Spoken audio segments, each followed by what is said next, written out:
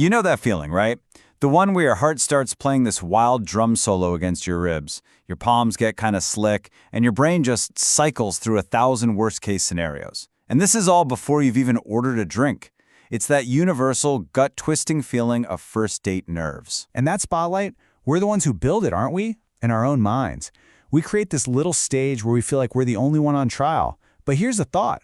What if that feeling isn't the enemy? Stick with me, because by the end of this, you're going to see why embracing those nerves, not fighting them, is the real secret to connecting with someone. You're listening to Stereo Butterflies. We talk about love, lust, and loneliness like no one's listening. This episode was crafted with the help of AI technology to ensure high-quality insights. Okay, so let's get into it. Let's really pull back the curtain on this fear, because before we can do anything about it, we have to understand where it even comes from. I mean, why exactly do we put ourselves through this whole emotional ringer just for a chance at connection? And this right here is the root of it all. The anxiety isn't going to be about the small talk or the coffee.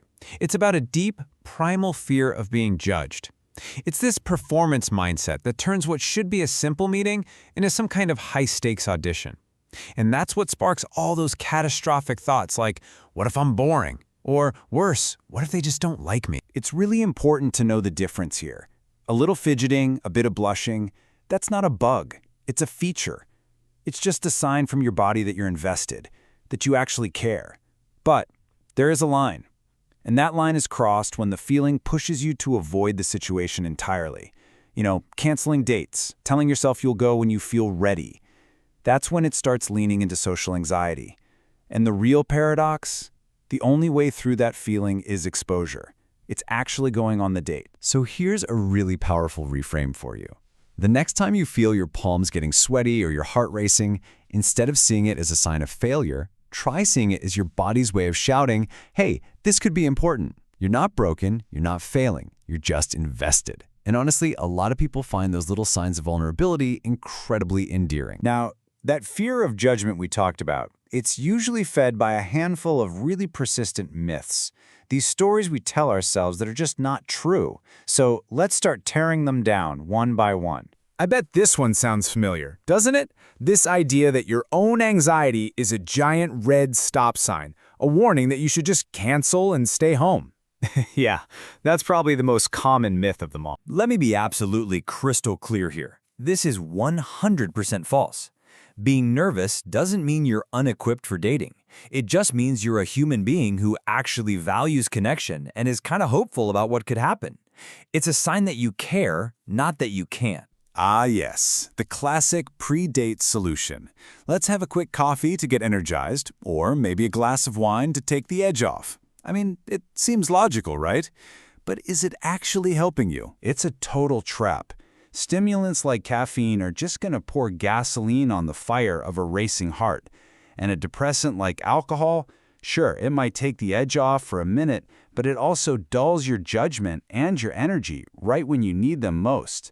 A much better move, go for a short, brisk walk, or just take a few deep breaths. It'll serve you way, way better. And this one comes directly from that performance pressure we were talking about. This belief that you need to have this flawless list of witty remarks and perfect questions all rehearsed and ready to go. But here's the truth nobody really talks about. Nobody wants to have a conversation with a robot reciting a script. Real, genuine attraction is built on authentic curiosity.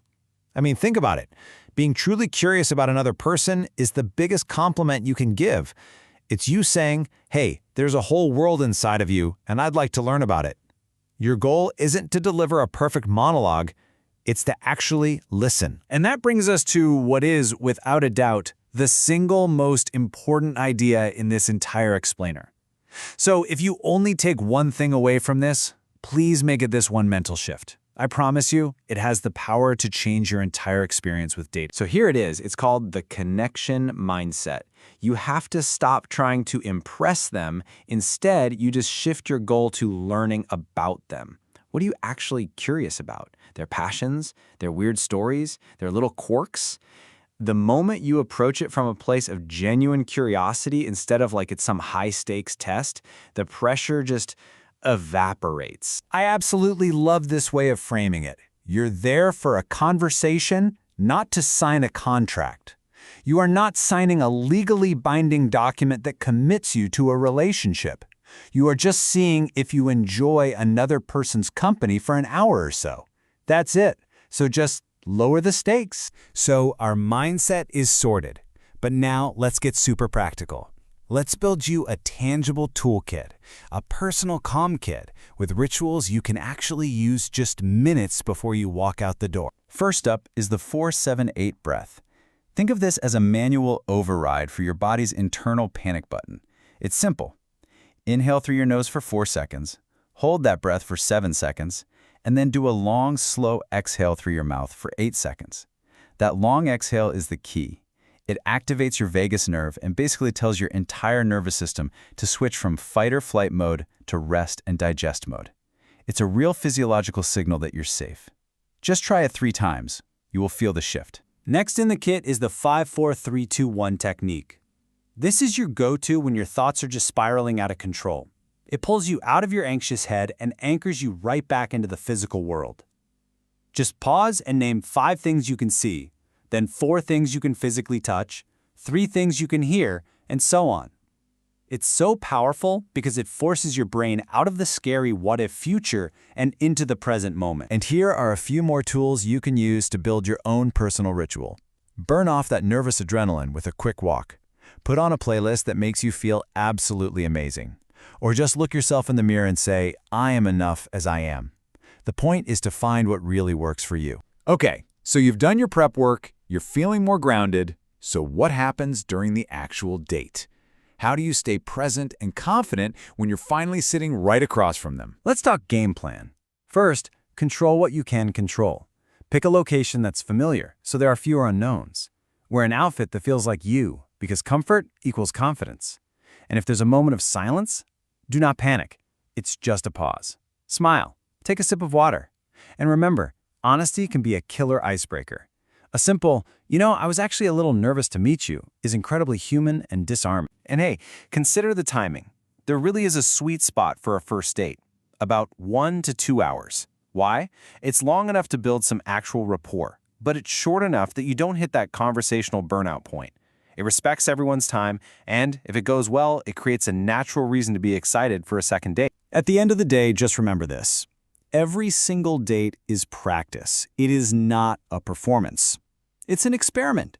There's no pass or fail here. You are simply learning, you are growing, and you are practicing the art of showing up as yourself. And so I want to leave you with this final thought. We started out thinking of nerves as this big problem we needed to solve. But what if that racing heart, that shaky feeling, what if it isn't a weakness at all? What if it's actually a sign of your own courage? A signal that you are brave enough to show up, to be vulnerable, and to seek out a real human connection. If this episode gave you value, share it with someone you care about. Hit subscribe and leave a review. You've been listening to Stereo Butterflies.